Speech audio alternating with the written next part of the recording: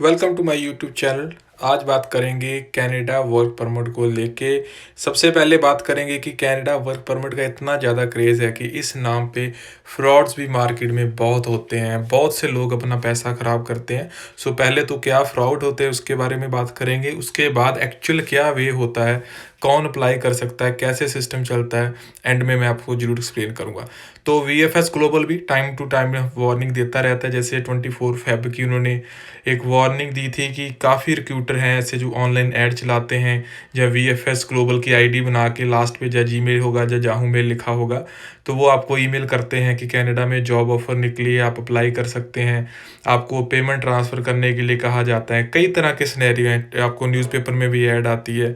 लेकिन यहाँ पे एक चीज़ ध्यान रखने की ज़रूरत है कि आपके पास स्किल होना चाहिए वर्क परमिट के लिए। सो पहले ये VFS की न्यूज़ पढ़ लीजिए, इसके बाद मैं आपको एक्सप्लेन करता हूँ कि आगे क्या सिस्टम है।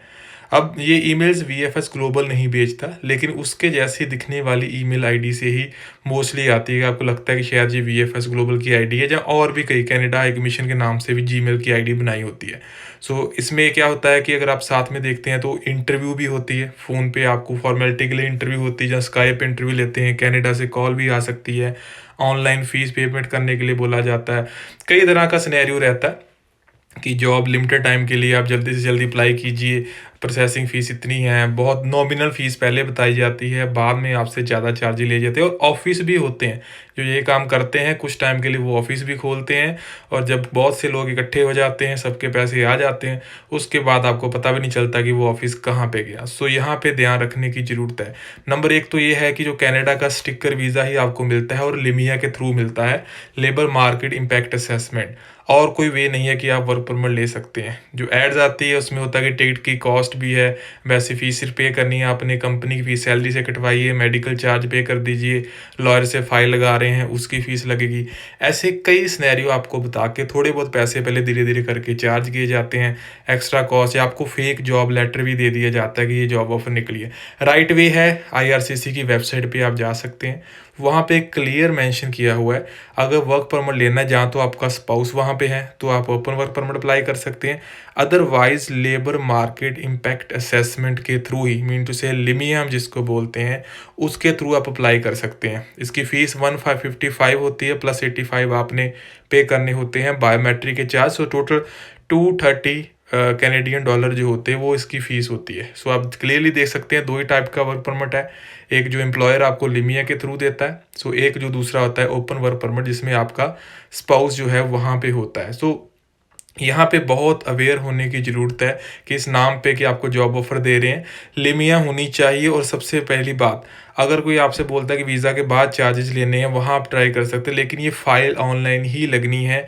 और स्टिकर वीज़ा आना है। कई बार पेपर वीज़ा एडिट करके दे दिया जाता है कि आपका वर्क परमिट आ गया, और ऐसे केसेस में आपसे ज़्यादा डॉक्यूमेंट नहीं मांगे जाते। जो लिमिया की जब बात करते हैं, वो तभी मिलता है अगर आपके पास कोई एक्सपीरियंस्ड है। मोस्टली क्या होता है कि अनएम्प्लॉयड यूथ होता है जो ढूंढ रहा होता है कि कोई जॉब मिल जाए, लेकिन यूथ को ये भी समझना चाहिए कि अगर आपके पास स्किल ही नहीं है, लिमिया तभी मिलेगा अगर आपका कोई एक्सपीरियंस है सेम फील्ड में, फिर ही कोई कंपनी आपको हायर करेगी।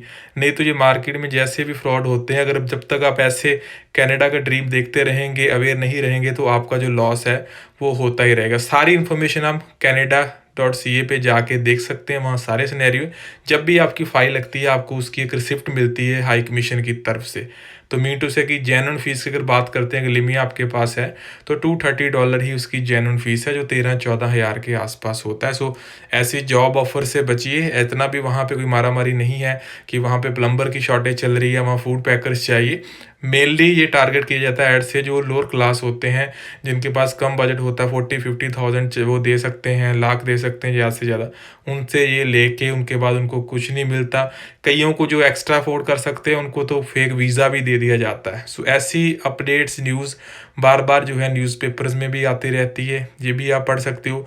कई तरह के सिनेरियो इनके होते हैं। सो खुद को ही अवेयर रखना पड़ेगा। और सबसे जो बेस्ट एडवाइस है, अगर आप ऐसा कोई सिस्टम ढूंढ रहे हैं जहां वर्क पे जाना चाहते हैं, तो आप कैनेडियन लॉयर के थ्रू ही प्रोसेस कीजिए। अगर आपका कोई बहन भाई वहां पे है, उसके थ्रू प्रोसेस कीजिए, क्योंकि इंडिया में 99% जो है इस नाम पे आपसे पैसे लिए जाएंगे, आपको कोई भी वर्क परमिट नहीं मिलेगा।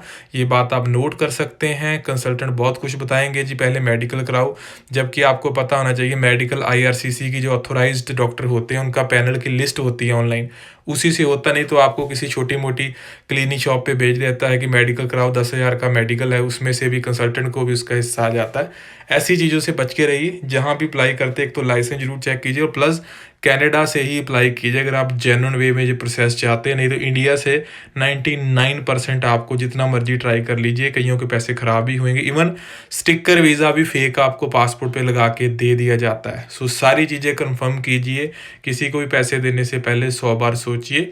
सो आने वाले टाइम में और भी अलग अलग टॉपिक के ऊपर वीडियो आती रहेगी, चैनल सब्सक्राइब जरूर कर लीजिएगा। नमस्कार।